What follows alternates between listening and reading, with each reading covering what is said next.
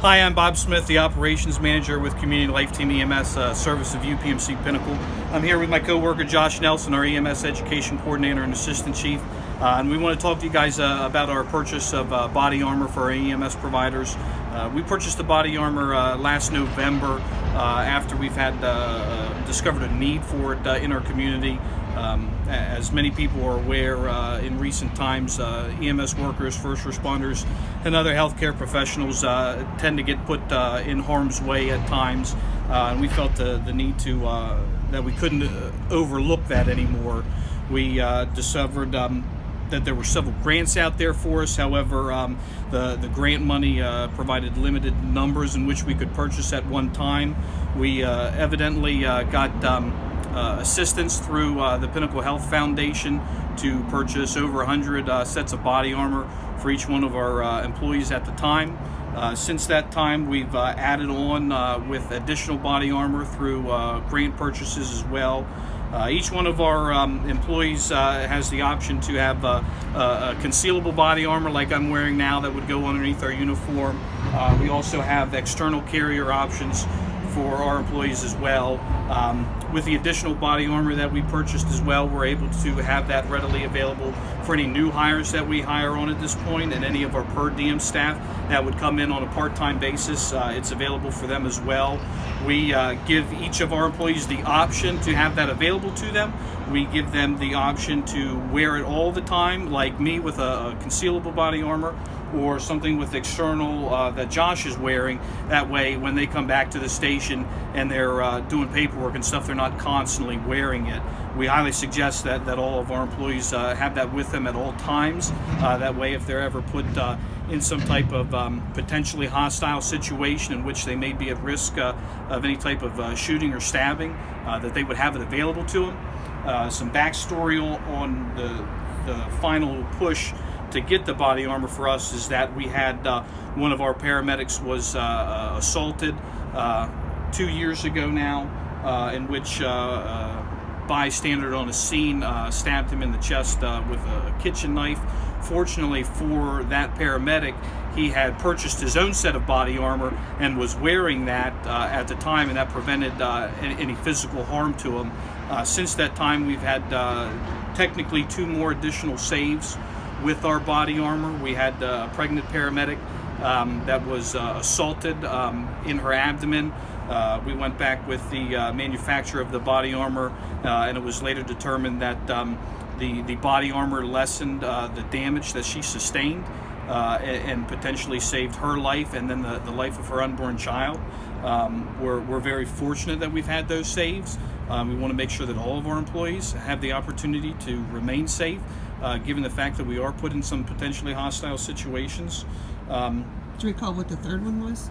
The third one would have been the unborn child. Okay. That okay. was a double save with one set of body armor out of that. Mm-hmm. It's something that we value. Almost all of our employees have them with them throughout their shift. I would say a good half of them wear them all the time whenever they're out on calls. A lot of them, stick with the concealable body armor. We find that it's just a little more professional and less threatening to patients. We want to make sure that all patients understand that we're there to help them. We don't want to have any appearance that we are the police. But that's unfortunately one of the reasons why we have to wear body armors. That at times when people aren't thinking appropriately, anybody in a uniform tends to be represented as a police officer, at least in their mind, which is one of the reasons we chose the external carriers that we did. We don't have any pouches or pockets on it. We don't have any of the molly webbing. We don't permit any of our staff to modify the external carriers in any way, shape, or form.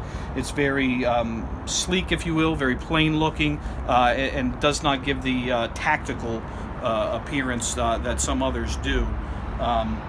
And the biggest thing that helps our folks out is situational awareness and backup from our local police services, who have phenomenal working relationships with all of them. So it's all about education and safety on our part for keeping our folks safe. So are the concealable one and the one you wear over the top, are they both the same size? Yeah, the body armor is custom sized, like the ones that you see Josh and I wearing. The additional body armor that we have is more of a plate style. The material that's underneath here, the Kevlar, is a flexible material, and then we have hard trauma plates on the front of it as well that would provide additional support. The weight of it depends on the strength level, if you will, of the body armor, whether you have trauma plating in there or not, whether it's a hard trauma plate, a soft trauma plate, and then the actual physical cut of the vest. Obviously, a smaller vest would weigh less than a larger vest would. Do they all have the same trauma level? They all have the same strength level or protection level, if you will, for any type of stabbing injuries or bullet injuries. Mm-hmm. And, I mean, is it comfortable or is it kind of cumbersome? It depends how you're wearing it. We've had the folks from the manufacturer come in here and size the ones that we have appropriately, as well as provide education on how to properly wear the body armor. And then the same goes with the additional body armor that we purchased. They're able to come in and show our folks one-on-one, if need be, on how to properly wear it. You have to properly wear it in order to get maximum protection out of it. So I find it to be fairly comfortable. It doesn't bother me at all. You get used to it after a while. If you go back and forth with an external and stuff over time, you'll get used to it, and it just becomes part of your uniform, and you really don't even know that it's there. Mm-hmm. What's properly wearing it? Well, properly wearing it would be the position of the vest on your chest and on your back, making sure that it is lined up appropriately from front to back, that your straps are adjusted and all that stuff, and then that it's even within the carrier as well. Do you think it'll become mandatory to wear them all the time for everybody? I don't see body armor becoming mandatory, not in the EMS community.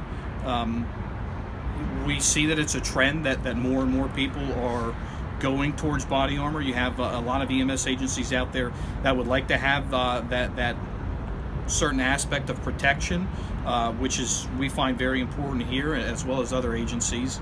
The problem with making it mandatory is it's a huge cost on some of the smaller ambulance companies, whether or not they can afford it, whether they know the means or are able to get the means for grant money for it.